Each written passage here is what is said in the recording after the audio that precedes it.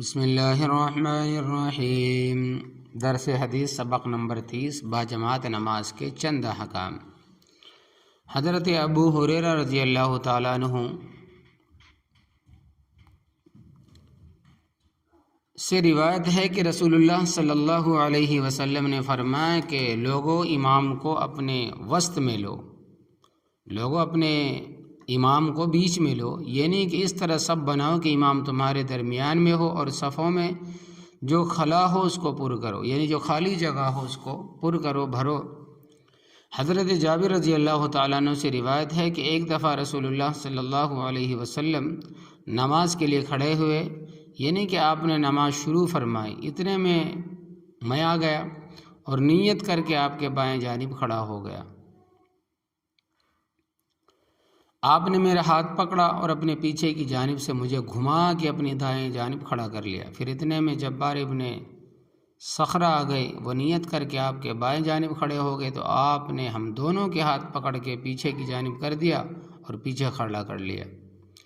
اس حدیث سے معلوم ہوا کہ جب امام کے ساتھ صرف ایک مقتدی ہو، جب امام کے ساتھ صرف ایک مقتدی ہو تو اس کو امام کی داہنی جانب کھڑا ہونا چاہیے، اور اگر وہ غلطی سے بائیں جانب کھڑا ہو جائے تو امام کو چاہیے کہ اس کے دائیں جانب کر لے۔ جب کوئی دوسرا مقتدی آ کر شریک ہو جائے تو امام کو آگے اور ان دونوں کو سب بنا کر پیچھے کھڑا ہونا چاہیے۔ حضرت وابستہ بن معبد رضی اللہ تعالیٰ عنہ سے روایت ہے کہ رسول اللہ صلی اللہ علیہ وسلم نے ایک شخص کو دیکھا کہ وہ سب کے پیچھے اکیلا کھڑا نماز پڑھ رہا ہے، تو آپ نے اس کو دوبارہ نماز ادا کرنے کا حکم دیا۔ سب کے پیچھے اکیلے کھڑے ہو کر نماز پڑھنے میں چونکہ جماعت اور اجتماعیت کی شان بالکل نہیں جاتی، یعنی کہ شان بالکل نہیں پائی جاتی،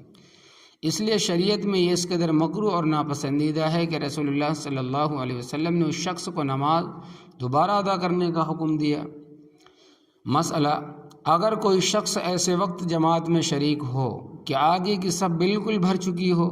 اور اس کے ساتھ کھڑا ہونے والا کوئی دوسرا نمازی موجود نہ ہو، تو اس کو چاہیے کہ آگے کی صف میں کسی جاننے والے کو پیچھے ہٹا کے اپنے ساتھ کھڑا کر لے، بشرطے کہ یہ امید ہو کہ وہ آسانی سے پیچھے ہٹ آئے گا، اور اگر ایسا کوئی آدمی اگلی صف میں نہ ہو تو پھر مجبوراً پیچھے اکیلا ہی کھڑا ہو جائے، اور اس صورت میں عنداللہ یہ شخص معذور ہوگا۔ امامت کی ترتیب: حضرت ابو مسعود انصاری رضی اللہ تعالیٰ عنہ سے روایت ہے کہ رسول اللہ صلی اللہ علیہ وسلم نے فرمایا کہ جماعت کی امامت وہ شخص کرے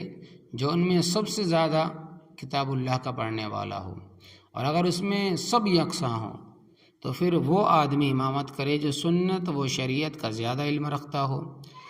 اور اگر اس میں بھی سب برابر ہو تو وہ جس نے پہلے ہجرت کی ہو، اور اگر ہجرت میں بھی سب برابر ہو یعنی سب کا زمانہ ہجرت ایک ہی ہو تو پھر وہ شخص امامت کرے جو عمر کے لحاظ سے بڑا ہو، اور کوئی آدمی دوسرے آدمی کے حلقے سیادت و حکومت میں اس کا امام نہ بنے، اور اس کے گھر میں اس کے بیٹھنے کی جگہ خاص جگہ پر اس کی اجازت کے بغیر نہ بیٹھے۔ حدیث کے الفاظ: اقرأہم لکتاب اللہ کا لفظ ترجمہ وہی ہے جو یہاں کیا گیا ہے،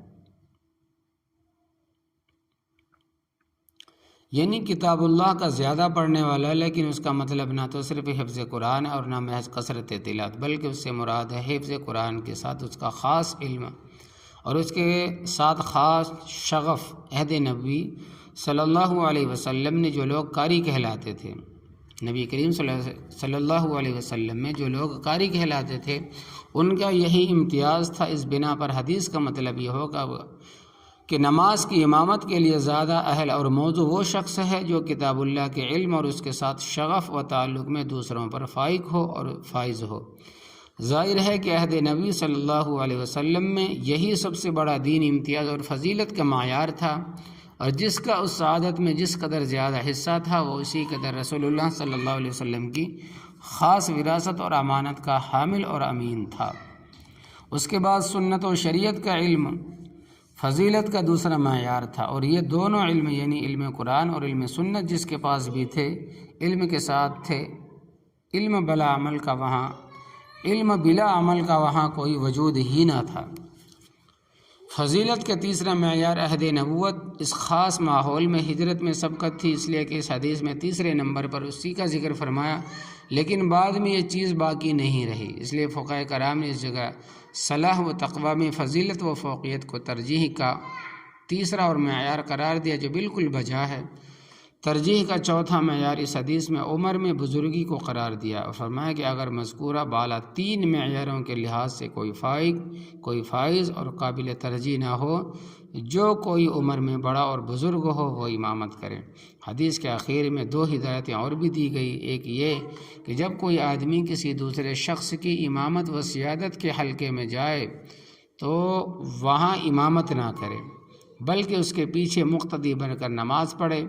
ہاں اگر وہ شخص خود ہی اصرار کرے تو دوسری بات ہے، اور دوسری یہ کہ جب کوئی آدمی کسی دوسرے کے گھر جائے تو اس کی خاص جگہ پر نہ بیٹھے، جہاں اگر وہ خود بٹھائے یعنی اس کی خاص جگہ نہ بیٹھے، ہاں اگر وہ خود بٹھائے تو کوئی حرج نہیں ہے۔ ان دونوں ہدایتوں کی حکمت و مصلحت بالکل ظاہر ہے۔ تو یہ حدیث وہ ہے کہ جو نبی کریم صلی اللہ علیہ وسلم کے صحابہ نے ہم تک پہنچائے، تو یا اللہ ہم سب کو نبی کریم صلی اللہ علیہ وسلم کی سچی محبت عطا فرمائی، اور ہمیں اپنے بچوں کو بھی آپ صلی اللہ علیہ وسلم کی محبت اور اس کے تقاضے سکھانے کی توفیق عطا فرمائی ہے۔ یا اللہ ہم سب کو اپنے عقائد، عبادات، معاملات، معاشرت، اخلاق میں علماء حق کی تعلیمات کے مطابق درست کرنے کی فکر نصیب فرمائیے۔ یا اللہ ہم نے آج احادیث مبارکہ سے دین کا جو علم حاصل کیا ہے اس کو صحیح انداز میں محبت و حکمت سے دوسروں تک اور خاص طور پر اپنے گھروں میں پہنچانے کی توفیق عطا فرمائیے۔ آمین یا رب العالمین۔